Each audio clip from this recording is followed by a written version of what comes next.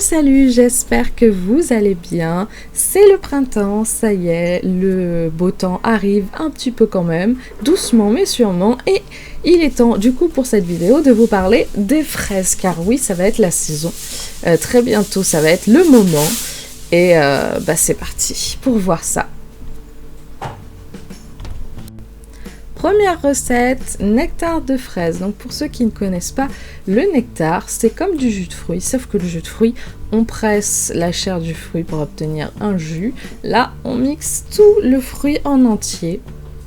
Donc bien sûr, quand ils font ça avec des oranges, souvent j'ai fait des nectars de fruits avec des oranges, ils filtrent quand même un petit peu, parce que l'orange c'est un agrume, et les agrumes ont énormément de pulpe. Mais voilà, on mixe tout pour obtenir un jus avec toute la chair du fruit. Normalement, il faut du jus de pomme pour faire en général ces recettes de nectar. Moi, j'en ai pas. J'ai utilisé du thé glacé, une marque de thé glacé qui n'a pas beaucoup de sucre. On rajoute ensuite des glaçons. Dans toutes les recettes de nectar de fruits, on met des glaçons. Pourquoi, je sais pas trop vraiment. Donc comme d'habitude, vous pourrez retrouver ces recettes en dessous de la vidéo dans la description, le lien des recettes si vous souhaitez les faire. Si vous êtes abonné à Cookidoo, si vous avez un Thermomix, vous pourrez les retrouver. Et n'hésitez pas bien sûr à cliquer sur le petit icône en bas à droite de votre écran pour vous abonner et ne pas rater les prochaines vidéos.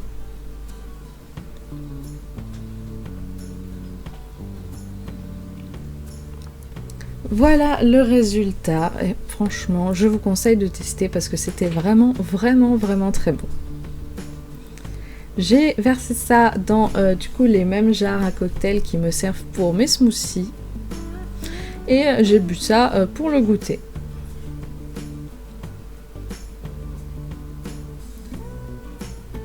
« 250 g de fraises pour cette quantité. Recette suivante, un gâteau d'anniversaire, la Charlotte aux fraises. Heureusement que mon chéri était là pour m'aider, parce que j'ai eu quelques petits soucis. Donc, pour commencer, on prend soit un moule à Charlotte, soit un moule à charnière comme ceci. On met bien sûr du plastique dessus pour démouler plus facilement. Croyez-moi, ça c'est beaucoup plus facile à démouler que de simplement beurrer et fariner votre moule. Donc, le sirop, il commence d'abord par nous faire le sirop. Donc le zeste de citron pour moi est inutile, tout simplement parce que disons que ils font chauffer le sirop pour tremper les biscuits dedans. C'est un peu le même principe que dans le tiramisu où vous trempez les biscuits dans le café, sauf que là vous les trempez simplement dans un sirop et ils font un sirop au citron, donc avec le zeste de citron, le jus de citron et bien entendu au fond du plat, une fois qu'on a eu fini de tremper tous les biscuits, il y restait quoi? Le zeste de citron, parce que oui, un zeste ça ne se dissout pas en chauffant. Alors je trouve vraiment que c'est vraiment dommage d'user du zeste de citron pour ça, alors que finalement ça n'a pas du tout marché comme ils imaginaient. Donc pour moi ça a été la premier test pour cette recette, ainsi que pour le nectar de fraise. C'est pour ça que c'est bien d'avoir quelqu'un qui s'y connaît en pâtisserie quand on teste ces choses pour la première fois, parce qu'il y a souvent des ratés. Alors bien sûr, pour cette recette, si vous voulez la tester, prévoyez un peu plus de temps que ce qui est marqué, parce qu'il marque peut-être qu'il faut un peu plus de 3 heures pour faire cette recette, mais croyez-moi, j'ai mis beaucoup plus de temps que ce qui était marqué, parce que j'ai dû prendre le temps de comprendre comment on fait, etc. Donc voilà, le sirop est prêt, on va le laisser refroidir, et pendant ce temps, on s'occupe du reste.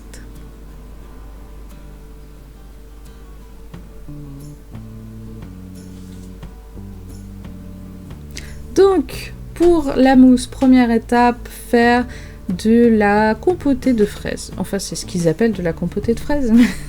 Ils se contentent simplement de mixer les fraises. Voilà. Qu'on va mettre de côté. Ensuite.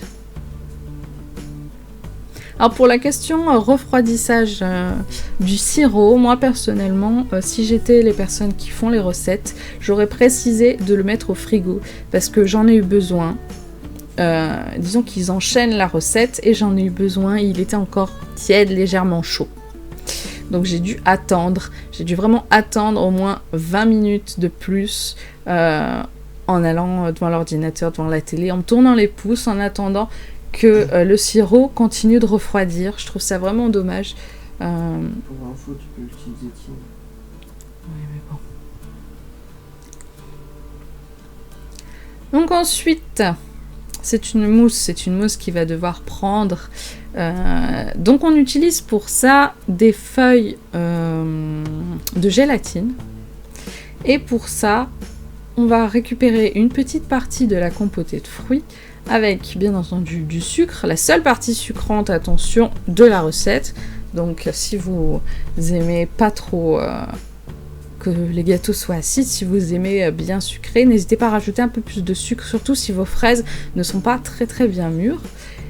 Et ensuite on vient mettre les feuilles de gélatine. Alors croyez-moi, il y en a beaucoup, des feuilles de gélatine. Il en faut rien que 6 pour la recette. On va mélanger et ce sera bon. La partie de la gélatine sera ok maintenant. Il ne restera plus que la dernière partie à faire. Enfin, les 2 dernières parties à faire. Donc, j'ai essayé de mettre les biscuits sur les côtés avant que je me rende compte que finalement, il fallait aussi en mettre au fond et j'avais oublié. Voilà. Bien entendu, c'est ça quand on fait pas souvent de la pâtisserie. Donc, je rectifie mon erreur en mettant du coup des biscuits sur le fond. Vous pouvez les mettre comme vous voulez, droit, en diagonale, enfin, c'est vous qui voyez. Il faut bien entendu combler le plus les petits trous, éviter que la mousse passe à travers. Donc on prend un biscuit, on trempe dans le sirop et hop, on met, c'est un peu pareil si vous avez déjà fait des tiramisu, vous connaissez bien sûr cette partie.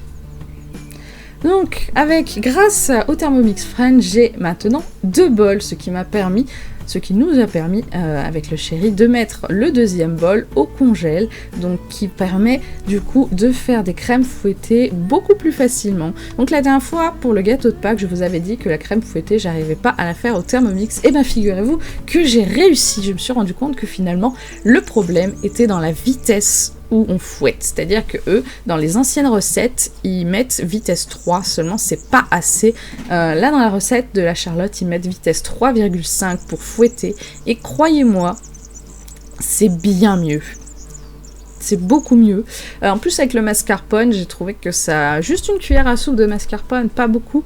Et ben regardez, c'est allé 2 fois plus vite que dans l'autre recette du gâteau de Pâques où tu fouettes vitesse 3 et où 10 minutes après, c'était toujours pas monté.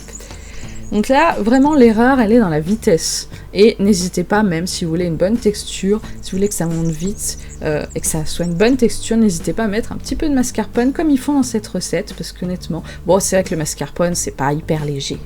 J'avoue, c'est vrai, c'est un petit peu gras, mais ça donne vraiment un très bon résultat. Donc, notre première crème fouettée au Thermomix, enfin, bravo.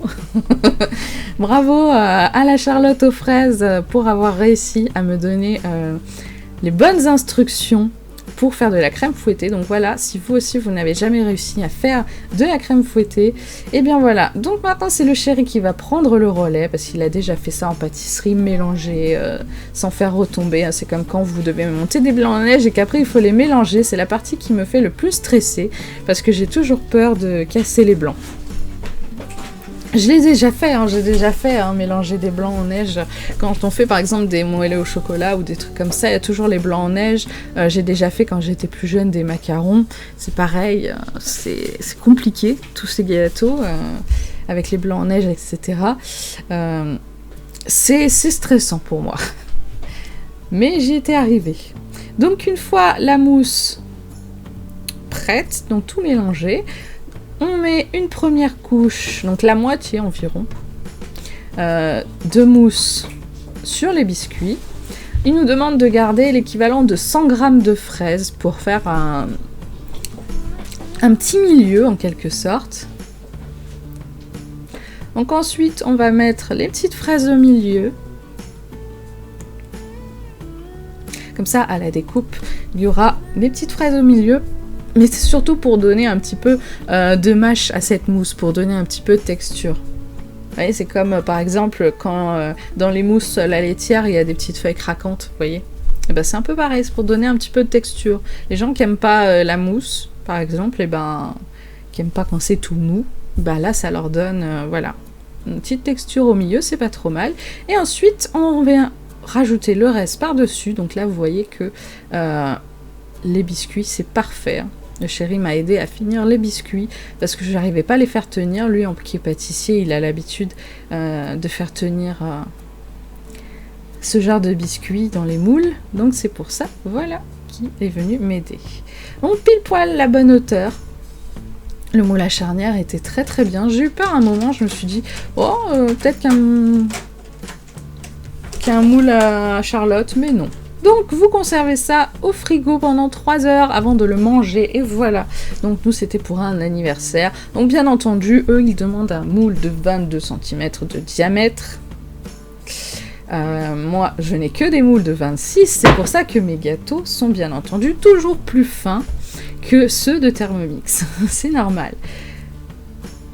Mais pour vous dire, la mousse était extrêmement bien réussie, le gâteau était extrêmement bon. Et du coup, vous allez pouvoir voir l'intérieur de la Charlotte, qui était vraiment très jolie. On a les spécialistes qui découpent les gâteaux.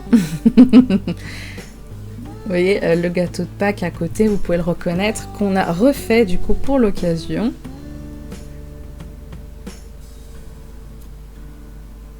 Et voilà un super beau gâteau. Tout simplement avec des biscuits, des fraises.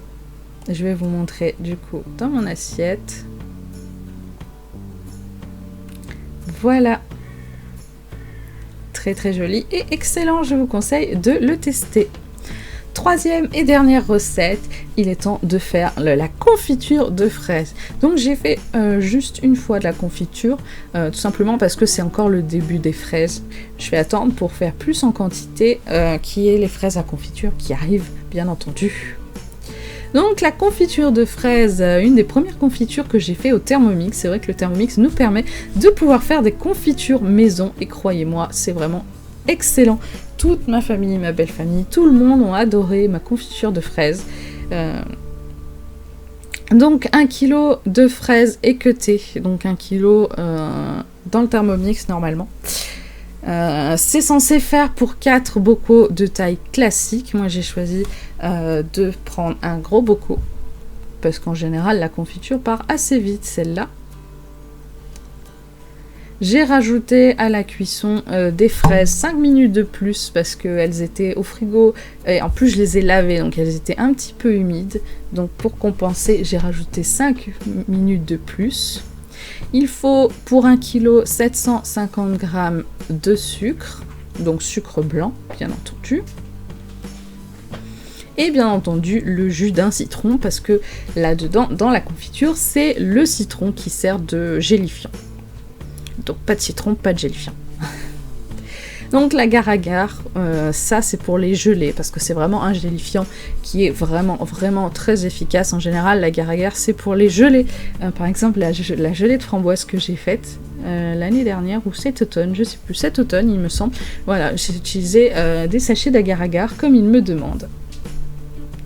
Mais là, c'est le jus de citron. Donc voilà, tout simple, hein, 3 petits ingrédients. Les fraises, le sucre blanc et le jus de citron.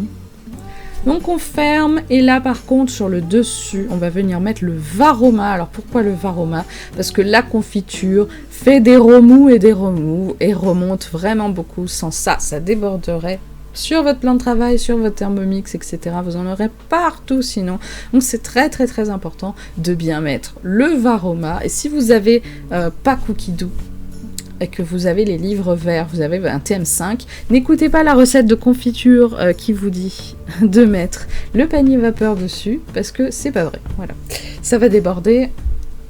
Donc, la fraise, je pensais qu'il y en aurait assez, parce que normalement c'est 4 petits pots, je pensais que ça rentrerait en 2 gros pots, mais non, voilà. Bien entendu, je m'en suis rendu compte au poids du bol que ça n'allait pas rentrer. Tant pis. C'est vrai que ça fait un peu plus, donc je suis allée chercher un pot de taille classique du coup pour mettre ce qui est resté, ce qui me fait du coup un gros pot et un pot classique. Voilà. Mais si vous voulez faire les 4 pots de taille normale, vous pouvez, il n'y a pas de souci. Bon là, vu que j'avais pas prévu, j'avais que 1 kg de fraises, ça fait que équeuter, ben, ça m'a fait 950 grammes au lieu d'1 kg. C'est pas très grave, mais honnêtement 50 grammes de plus, je pense pas que ça aurait suffi à remplir ce pot. C'est souvent en faisant cette confiture que les 4 pots ils sont pas remplis à ras-bord. Hein. C'est vrai qu'il manque un tout petit peu. Mais voilà, là avec un gros pot et un petit pot, on a les quantités parfaites. Donc bien sûr la confiture, alors pour ceux qui n'ont jamais fait de confiture, la confiture se garde des années bien entendu dans une cave à l'abri de la lumière et au sec bien entendu. Mais il faut bien entendu bien serrer les pots. Vous serrez très fort. Pourquoi? Parce que tout simplement, on va faire le vide d'air en retournant les pots à l'envers. Donc on les retourne, une fois qu'ils sont chauds, on les retourne et on les laisse à l'envers jusqu'à total refroidissement. C'est très important. On ne les remet à l'endroit que une fois qu'ils sont froids. Froid, pas tiède, hein, attention. Et voilà, c'est ça qui va faire sortir toute l'air du pot et qui va conserver grâce au sucre, bien sûr, parce que le sucre conserve. Donc c'est pour ça qu'il est important de ne pas réduire la quantité de sucre de la recette. Toujours garder ce ratio de 750 grammes de sucre pour 1 kg de fruits. Voilà, j'espère en tout cas que cette vidéo vous a plu. J'espère que vous testerez toutes ces bonnes recettes. La confiture est super jolie, elle a l'air vraiment très bonne. Je vous dis du coup à la semaine prochaine pour d'autres vidéos. Salut tout le monde, je vous retrouve en commentaire pour vos avis. Salut!